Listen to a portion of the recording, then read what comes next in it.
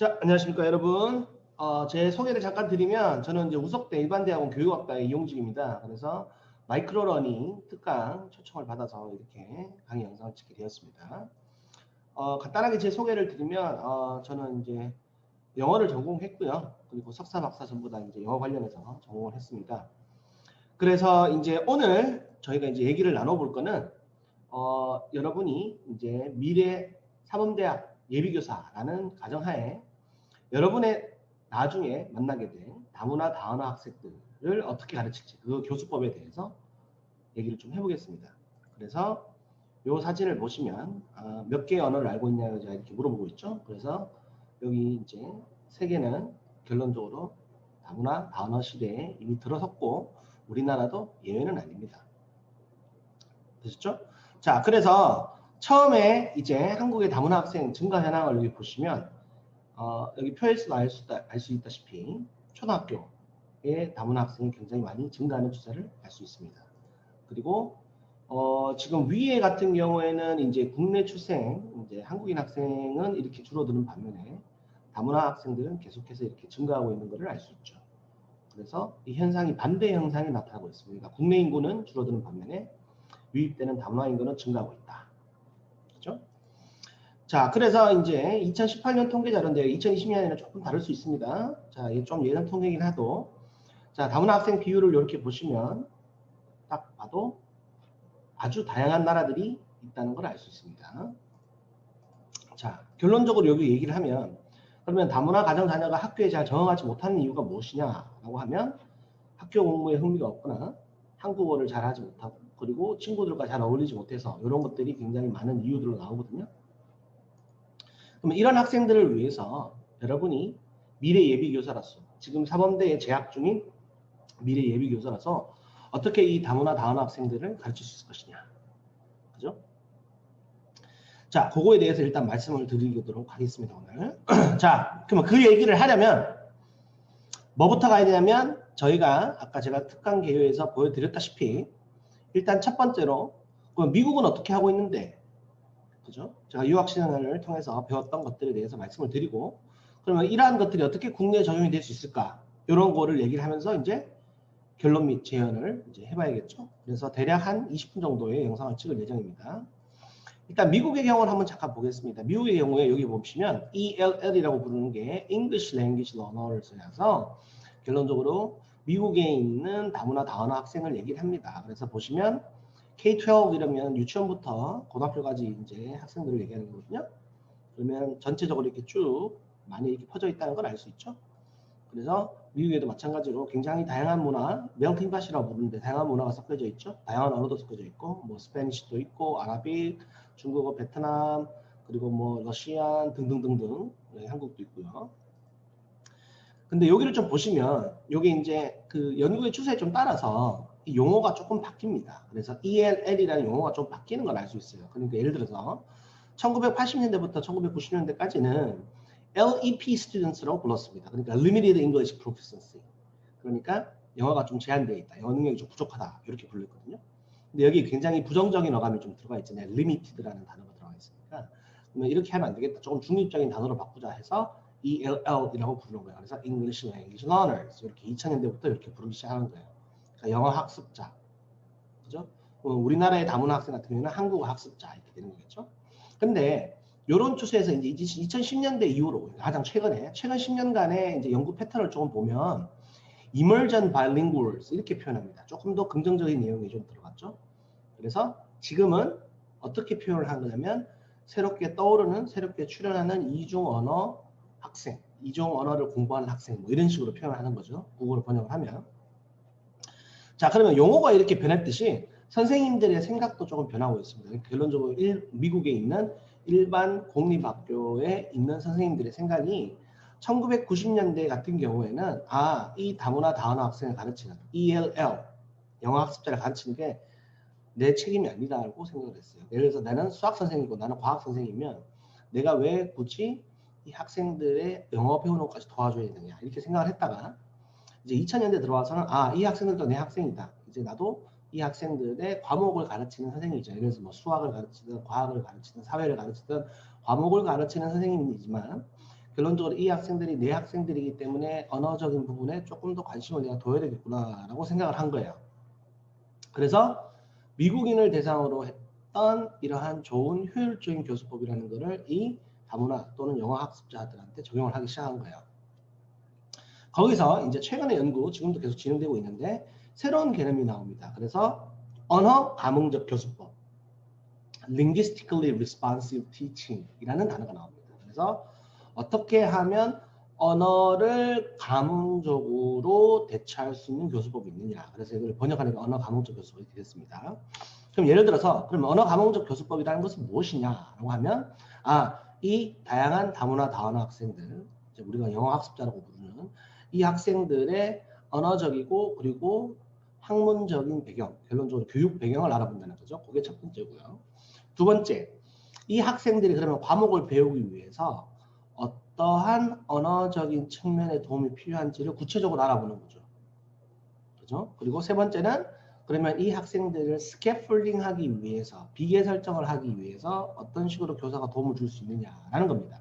결론적으로 여러분이 교직 수업을 들으시면서 들어봤던 비고츠키 한 번씩 다 들어보셨죠? 네, 비고츠키의 개념, 비계 설정의 개념, 그리고 스캐폴딩의 개념, 그리고 요즘에 최근에 계속 각광받고 있는 구성주의 개념, 이런 것들이 다 들어온다고 생각하시면 됩니다.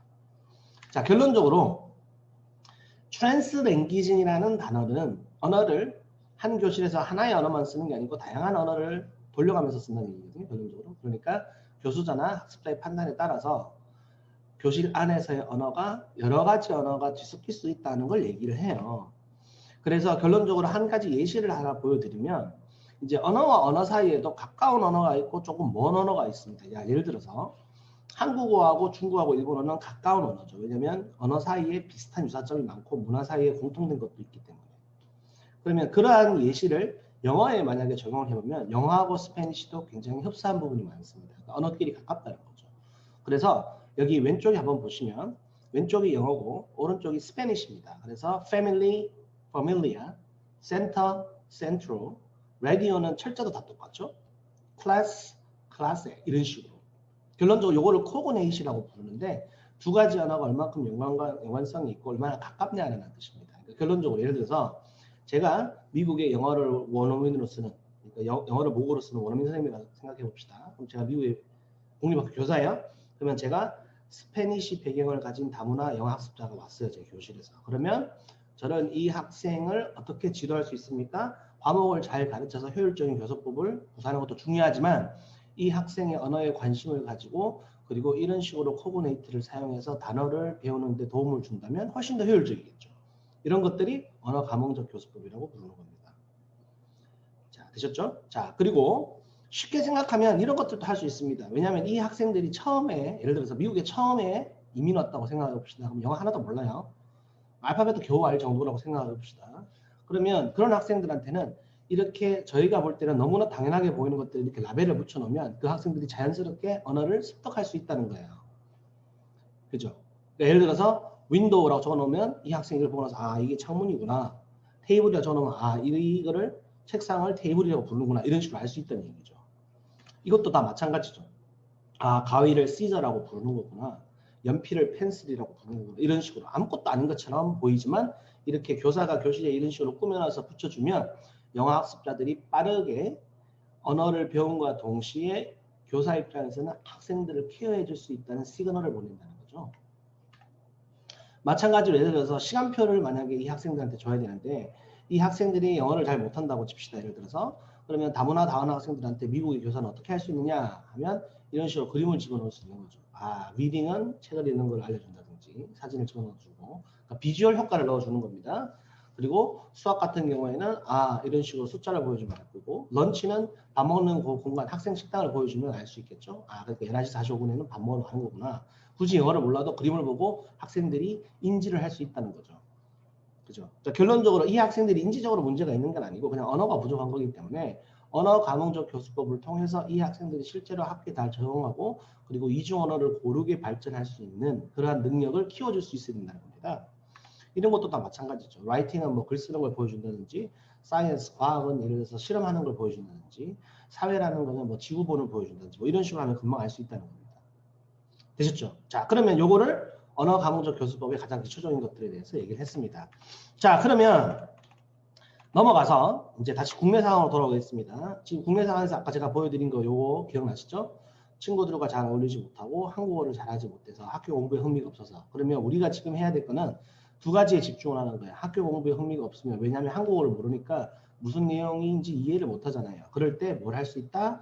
언어 감흥적인 교수법으로 학생들을 도와줄 수 있다 이겁니다.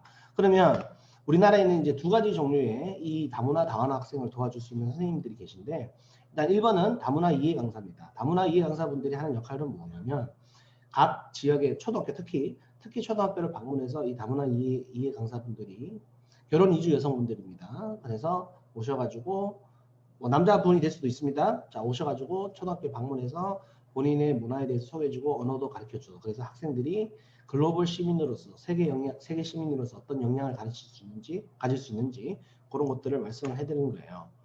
그래서 결론적으로 이제 다문화 이해 강사에 대한 연구를 저희가 해봤는데, 결론적으로 여러 가지 편견들이 나오는 거예요. 그러니까 이런 거를 제가 이제 좀 봤을 때 좀 가슴이 아픈 적이 좀 많았는데, 자, 예를 들어서 하나를 제가 읽어드리면, 이 다문화 이해 강사분 중에 한 분이 콩고에서 오신 분이 있어요. 그래서 아프리카에 대해서 너무 나쁜 이미지가 많다. 아프리카면 사막이랑 사자만 생각한다. 난 아프리카에서 사자 한 번도 못 만나봤다. 이렇게 얘기하시는 분이 있어요. 결론적으로 우리가 아프리카라고 하면 머릿속에 탁 떠오르는 이미지 자체가 굉장히 잘못되어 있다는 거죠. 쉽게 얘기하면. 그죠? 자, 그리고 그러면 다문화 이해 강사분들이 실제로 초등학교에 가서 수업을 하고 나서 학생들이 어떻게 변화하고 있냐라고 알아본다면, 수업을 하고 나면 정말 인식이 많이 바뀌는 거예요. 이렇게 얘기를 하고 있는 거죠. 그래서 이 선생님께서, 우리 연바이 선생님께서, 홍보에서 오신 연바이 선생님께서 말씀하시는 거는, 이거를 학생들만 할 게 아니고 실제로는 성인들도 교육을 필요하다. 그러니까 다문화 교육 같은, 세계 시민 교육 같은 것이 필요하다라고 말씀하실 수 있어요. 그죠? 자, 다음. 그러면 결론적으로 우리가 지금 앞으로 나아가는 방향이 무엇이냐? 그러면 이 학생들을, 한국에 이제 다문화 다원 학생이 왔어요. 그럼 물론 한국어를 배워서 한국 교육 시스템에 잘 녹아드는 것도 중요하지만, 결론적으로 최종적인 목표는 이중 언어자가 될 수 있도록 도와줘야 된다는 거예요. 자, 예를 들어서 베트남에서 어떤 학생이 왔어요. 그러면 이 학생이 모국어는 베트남어고 제2 언어는 한국어라고 합니다. 그러면 제2 언어가 한국어인 상태에서는 어떻게 해야 됩니까? 두 가지 언어를 모두 다 할 수 있게 해줘야 됩니다. 결론적으로 이중 언어자는 여러 가지 장점이 과학적으로 많이 증명되었습니다. 뇌과학에서도 마찬가지고요. 결론적으로 다양한 언어를 접함으로써 사고가 유연해지고 인지 능력이 높아지고 창의적인 사고 능력이 발달하고 학업 성취도도 올라가고 뭐 등등등등 여러 가지 장점들이 있어요. 그러니까 결론적으로 이 학생들이 우리 교실로 들어왔을 때, 우리나라 교육 시스템으로 들어왔을 때 우리가 선생님으로서 해서야 되는 역할은 이 학생들의 언어를 하나를 죽여는 게 아니고, 모국어를 쓰지 못하도록 막 이렇게 죽는 게 아니고, 두 가지 언어를 모두 다 잘할 수 있게 격려해주고, 이 학생들이 에셋이기 때문에, 에셋이 무슨 뜻인지 아시나요? 네, 이 학생들의 장점을 극대화시켜줘야 되는 그런 상황이 되어야 되는 거죠. 자, 그래서 결론적으로 보시면 이중 언어 교재도 요즘에 꽤 많이 나와 있습니다. 그래서 뭐 베트남어, 중국어, 일본어, 러시아어, 몽골어까지 아주 많죠. 그러니까 결론적으로 예를 들어서 내가 어떤 학생이 다문화 배경의 학생이 왔는데, 우리 학교 왔는데, 그럼 어떤 책을 읽기가 좋을까 하면, 시중에 물론 많지는 않겠지만 특정 언어는, 부족한 언어도 분명히 있을 수 있습니다. 하지만 시중에 교재를 찾아보면 이런 것들이 굉장히 있다는 거죠. 그러니까 동화책이 결론적으로는 한쪽에는 모국어로 나오고 한쪽으로는 한국어로 나와서 이게 이중 언어 책이 되는 거예요. 자동적으로 바이링구얼 북이 되는 거예요. 이해하셨죠? 자, 그리고 제가 이제 추가적으로 이제 넣어놓은 자료를 한번 보시면, 실제 우리 학교 현장에서 한국의 선생님들이 어떻게 다문화 다원화 학생을 잘 가르칠 수 있을까의 우수 사례들이 교육부에서 올려놓은 유튜브 자료들이 있습니다. 그래서 이거를 제가 지금 오늘은 시간상 다 말씀드리지 못하지만, 결론적으로 이거를 클릭을 해보시면 여러분이 쉽게 어떤 식으로 접근을 해야 되는지에 대해서, 구체적인 예시에 대해서 생각을 해보실 수 있을 겁니다. 그리고 저는 오늘 요거를 끝으로 오늘 강의를 마무리 지으려고 하는데, 요 그림을 좀 잘 봐주셨으면 좋겠습니다. 일단 영어로는 educational equality 대 equity라고 얘기합니다. 왼쪽 그림과 오른쪽 그림의 차이점을 한번 잘 봐주시면 좋을 것 같아요. 우리가 말하는 교육적 평등을 제공한다는 거, 그죠? 환경을 조성한다는 게 도대체 어떤 의미일까? 왼쪽에 있을 때는 키가 큰 학생, 키가 작은 학생을 그냥 똑같은 사다리의 높이에 줘서 똑같이 밟고 서면 이게 과연 진정한 교육적 평등일까라고 생각해 보시는 거죠.